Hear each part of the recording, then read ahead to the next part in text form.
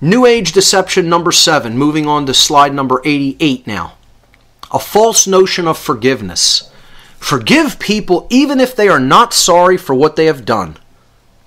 And people think that forgiveness only operates in the person who's offering forgiveness. And this is a false notion of forgiveness. This is not how real forgiveness works. I'll explain what real forgiveness really is. And I'm all for forgiveness. I am all for real, true forgiveness. I'm not for the fake, new age, wishy-washy, nonsense version of forgiveness, which has nothing to do with forgiveness. It has to do with being a naive person, which again is what right brain imbalance will make you into. Slide number 89, I put what the false notion of forgiveness will get you more of. Turning the other cheek is what people look at as true forgiveness. The little subtitle there says it helps even out the scars. Because that's what continuing to turn the other cheek will get you. When the bully wants to hit you and you turn the other cheek, the bully's going to keep hitting you.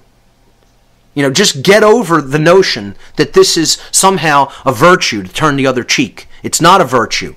It's total naivete. Again, there's things in the teachings of, the New Testament that I wholeheartely agree with, and there's things I think were totally added in there.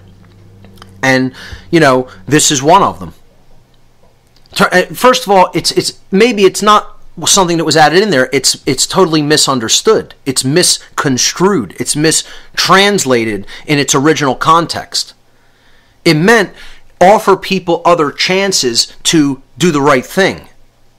But it doesn't mean if someone is doing violence to you, continue to allow them to do violence to you. That's not what it means. It's symbolic. It was metaphorical. If someone slaps you in the face because you're trying to give them the truth, continue to give them another chance to understand the truth. Keep speaking it to them. I do believe this was about the dynamics of people that you care about that are close to you, around you. And it didn't mean just let a bully or an attacker continue to do whatever they're going to do to you. That's not what it meant. So this is the false notion of forgiveness. And what the false notion of forgiveness will get you if you keep practicing it is George Orwell's vision of a boot stamping on a human face forever. And this is what we're really moving into. Because we want to say, oh, these people, they're the authorities. Oh, it's just a bunch of, it's just a few bad apples. And we got to give them a chance to get their stuff right, get it together. While they're killing people every day. Killing people with so-called non-lethal weapons.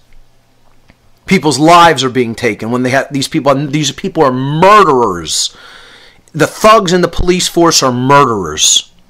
Killing people. How many people have been killed with tasers? How many people have been killed or maimed with water cannons? It's a disgrace. This false notion of forgiveness is bullshit. Let's make the correction to this. Let's make the correction to the false notion of forgiveness and explain what true forgiveness really means. Because it's important. And true forgiveness should be practiced. True forgiveness does not mean continuing to excuse the willful commission of wrongdoing an infinite number of times. We're on slide 92 now. That is naivete at best and cooperation with evil at worst. And you know what? I find it very interesting that the numbers would work out the way that they do. This is slide number 92. And slide number 93 is where I explain what true forgiveness really is. I mean, I didn't plan it that way, folks. That's just how it worked out. I didn't deliberately say I'm going to make slide number 92 this and slide number 93 this. That's just how it synchronistically worked out.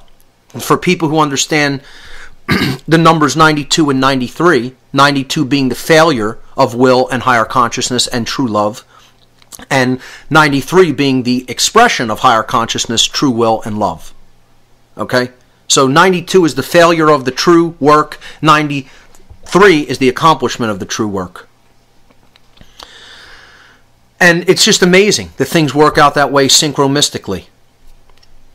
So 92, the false notion of forgiveness, is people think it means excusing the willful commission of wrongdoing an infinite number of times. That's not what true forgiveness is.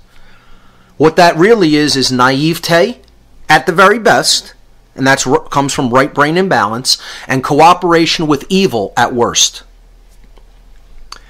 So what is really true forgiveness? On slide number 93, it's being able to admit those three words, I was wrong. That's where forgiveness has to start. Forgiveness has to start with somebody acknowledging their wrongdoing. It's a two-way street. Contrary to what the New Age movement and other idiots will try to tell you, that forgiveness only operates in the person offering the forgiveness. You are wrong. Sorry, it does not work that way. That's not true forgiveness. There's a difference between release of what you may be holding, of anger that you may be holding on to, and forgiveness. Release from attachment to anger in your life over something that occurred and saying, I'm not going to be angry about that because it happened in the past. That's not simply forgiving somebody. True forgiveness is a two-way street. There has to be an interchange an exchange for there to be forgiveness. Okay? So the exchange that happens is the person offers their apology, and then you give them something. The apology has to come first. The person has to admit that they were wrong. A sincere apology starts with the willingness to tell the truth.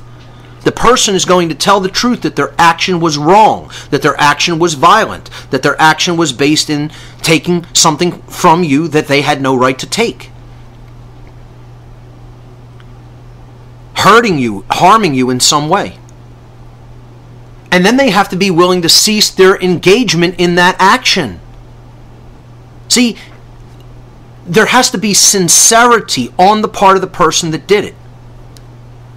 If true forgiveness is going to be offered and exchanged in their lifetime, they have to say, I was wrong, a sincere apology, I'm willing to admit the truth, and to stop doing what I was doing.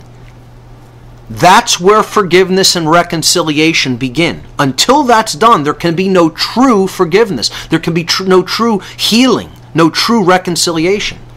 Once someone says, I was wrong, I admit I shouldn't have been doing that and I won't do it anymore, I don't think you have to then take defensive action against them. You have to give them a chance to prove that they are sincere, and that's what forgiveness is. You're saying, okay, if you're willing to accept that responsibility, I will not take any action. I forgive you for what you've done. Don't do it again.